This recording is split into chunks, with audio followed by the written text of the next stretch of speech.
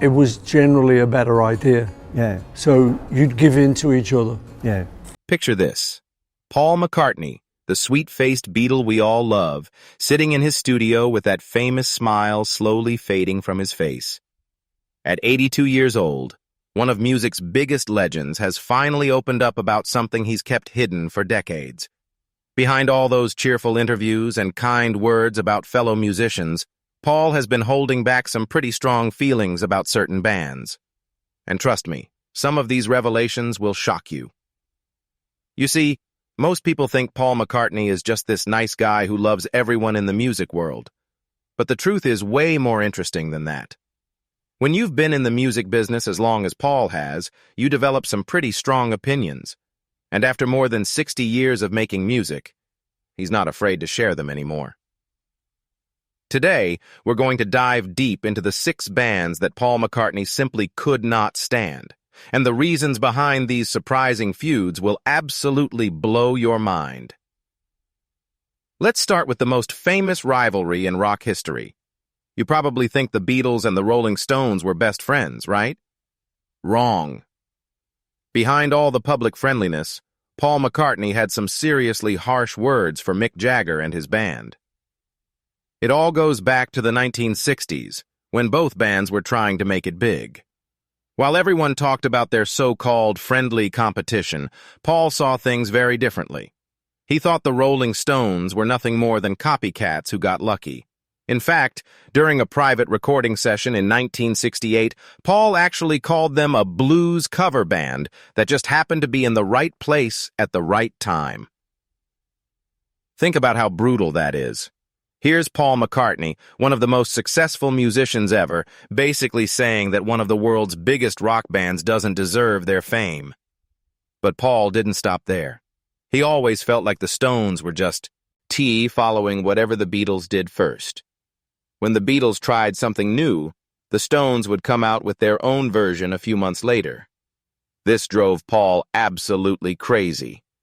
The tension got so bad that when John Lennon suggested he might want to produce a Rolling Stones album in 1969, Paul was furious. He couldn't understand why John would waste his time with a band he thought was just copying everything they did. Even decades later, in 2021, Paul was still taking shots at the Stones. He told a reporter that while the Beatles cast a wide net musically, the Rolling Stones were still just a blues cover band. Of course, Mick Jagger fired back with his own joke about the Beatles, but you could tell Paul's comments really bothered him. The crazy thing is, even when Paul tries to say something nice about the Rolling Stones today, you can still hear that edge in his voice. It's like he just can't let go of this old grudge. But if Paul had problems with his peers from the 60s, wait until you hear what he thought about the punk rockers who came later. The Sex Pistols represented everything Paul McCartney hated about music, and the feeling was definitely mutual. When punk rock exploded in the mid-1970s, it was like a bomb going off in the music world. These young musicians didn't care about being polished or perfect. They were raw, they were angry, and they were loud. The Sex Pistols led this revolution, and they specifically targeted bands like the Beatles as old-fashioned dinosaurs that needed to be destroyed. Paul took this very personally. Here was a group of kids who couldn't even play their instruments properly, and they were proud of it. To Paul, who had spent years perfecting his craft, this was like spitting in the face of everything he believed in. He called their music an assault on the ears and couldn't understand how anyone could enjoy it. But the Sex Pistols weren't just attacking Paul's music. They were attacking him personally. Johnny Rotten, the band's lead singer, called Paul a dinosaur and a relic of the past. Even worse, according to people who were there, the Sex Pistols actually used Beatles posters as target practice during their rehearsals. Imagine how that must have felt for Paul to hear about that. The final straw came in 1977 when both bands were recording at the same studio in London. Paul tried to be friendly and walked up to say hello to the Sex Pistols. Instead of being polite back, Sid Vicious muttered something about Paul being an establishment. Sellout. That was it. Paul turned around and never spoke to them again. Years later, Paul would admit that punk rock did shake up the music industry in some good ways. But when anyone asks him specifically about the Sex Pistols, all he'll say is that they're not his cup of tea. And trust me, the way he says it tells you everything you need to know about how he really feels. Now here's where things get really interesting. The next band on Paul's list wasn't trying to destroy the Beatles' legacy. They were obsessed with copying it, and somehow that made Paul even more angry. Oasis burst onto the music scene in the 1990s, and they didn't try to hide their love for the Beatles. In fact, they basically built their entire career on sounding like the Fab Four. The Gallagher brothers, Noel and Liam, dressed like the Beatles, wrote songs like the Beatles, and even posed for photos like the Beatles. They constantly talked about how much they loved Paul and John and George and Ringo. At first, Paul tried to be nice about it.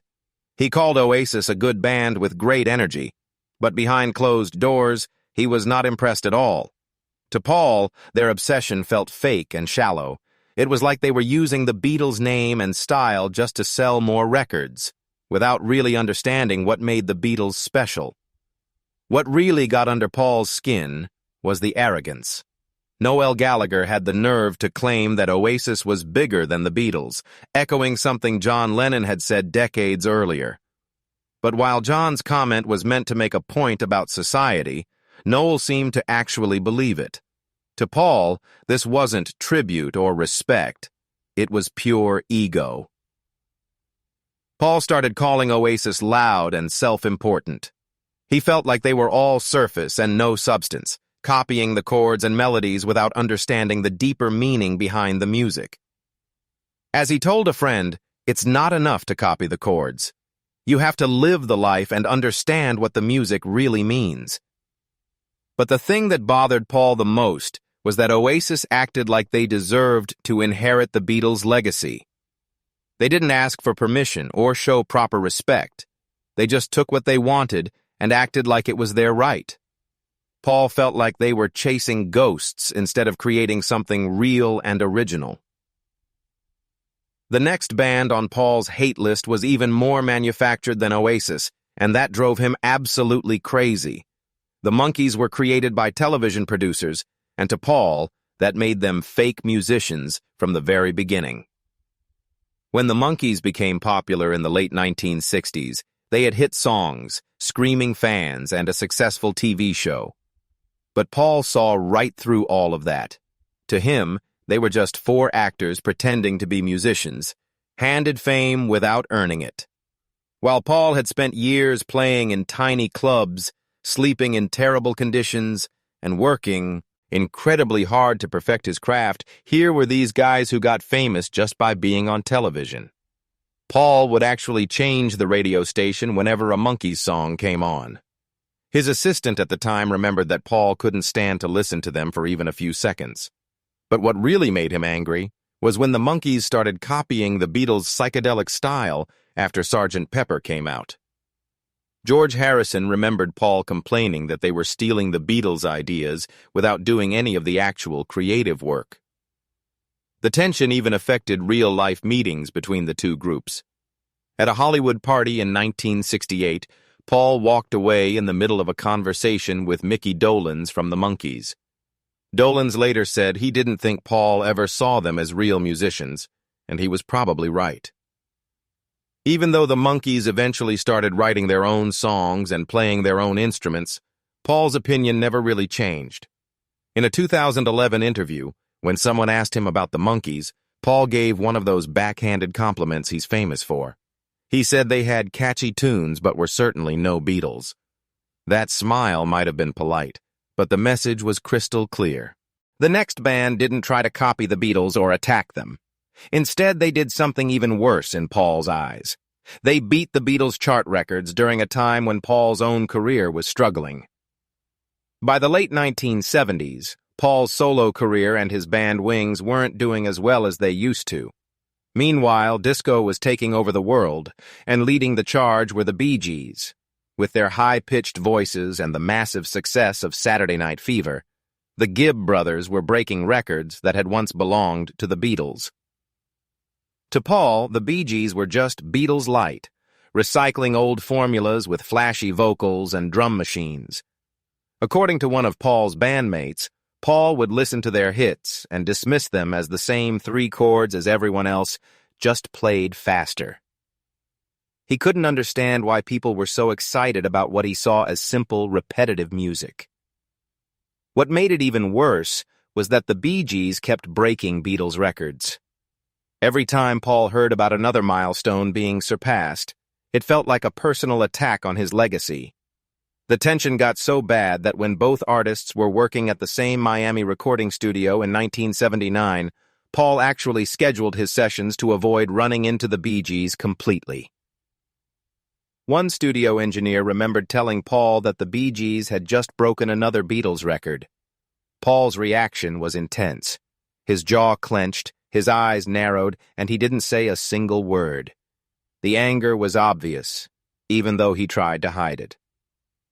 Even when Maurice Gibb died in 2003, Paul's statement was cold and brief. While he wrote heartfelt tributes for other musicians who passed away, his response to Maurice's death was just a few restrained lines. People in the music industry definitely noticed the difference. But if Paul had issues with disco stars and punk rebels, none of those feelings compared to his complicated relationship with the final band on our list. This rivalry was born from admiration, but ended in silence and sadness. The Beach Boys should have been Paul's musical soulmates. After all, Paul has said many times that God Only Knows is one of the greatest songs ever written. But behind that praise lies one of the most complex and painful rivalries in music history. When Pet Sounds came out in 1966, Paul became completely obsessed with it. He listened to it over and over again, studying every arrangement and harmony. The album inspired him so much that it directly led to the creation of Sgt. Pepper's Lonely Hearts Club Band. But admiration quickly turned into competition. Paul started paying very close attention to what Brian Wilson was doing next. When Brian began working on an ambitious follow-up album called Smile, Paul was watching every move. But when Brian's mental health problems caused him to abandon the project, Paul's empathy seemed to disappear. He reportedly said that if you can't finish what you start, you shouldn't be in the music business. According to Paul, real musicians push through no matter what. The situation got much worse during a dinner party at Brian Wilson's house in 1967. Paul, maybe without meaning to hurt anyone's feelings, criticized several Beach Boys songs as simplistic and repetitive. Brian was so upset by these comments that he didn't speak for days afterward. People who were there said they'd never seen Brian so shaken by criticism. Even in later interviews, when Paul talks about the Beach Boys, his compliments always come with conditions. He'll say they had lovely harmonies, but then add that people overstate their influence. He insists that the Beatles were already heading in that direction and didn't really need the Beach Boys to inspire them. When Paul talks about God Only Knows today, he still calls it perfect, but then he adds that it was only perfect for American pop of that time. It's like he can't give Brian Wilson full credit without somehow diminishing it. A music historian put it perfectly when he said that Paul respects Brian's work, but he'll never fully admit how much it pushed him creatively. Doing that would mean acknowledging that someone else helped shape the Beatles, and that's something Paul just can't do. The truth is, these rivalries tell us something important about Paul McCartney. Behind that boyish smile and charming personality is a man who is fiercely protective of his legacy. He worked incredibly hard to build the Beatles into the greatest band in history, and he doesn't like it when other people try to claim that same level of greatness. Some of these feuds came from artistic differences. Paul genuinely believed that punk rock and disco were inferior to the kind of music he made. Others came from ego and competition. He couldn't stand it when other bands broke Beatles records or claimed to be better than the Fab Four. And some came from the complex feelings that arise when admiration turns into rivalry. But in every case, These conflicts show us that even the most beloved musicians are human beings with strong opinions and hurt feelings. Paul McCartney might be a living legend, but he's also someone who gets angry when he feels disrespected or copied or overshadowed. At 82 years old, Paul has finally reached a point where he's comfortable sharing these honest opinions. Maybe it's because he's secure in his legacy, or maybe he's just tired of pretending to like everyone. Either way, these revelations give us a fascinating glimpse into the mind of one of music's greatest artists. So what do you think about Paul's surprising confessions? Did any of these rivalries shock you? Do you think his criticisms were fair, or was he just being too harsh? I'd love to hear your thoughts in the comments below. And if you enjoyed learning about this hidden side of Paul McCartney, make sure to hit that like button and share this video with your friends. Don't forget to subscribe and ring the notification bell so you never miss our latest stories about music legends and their secret feuds. Because trust me, there are plenty more shocking revelations where these came from, and you won't want to miss a single one.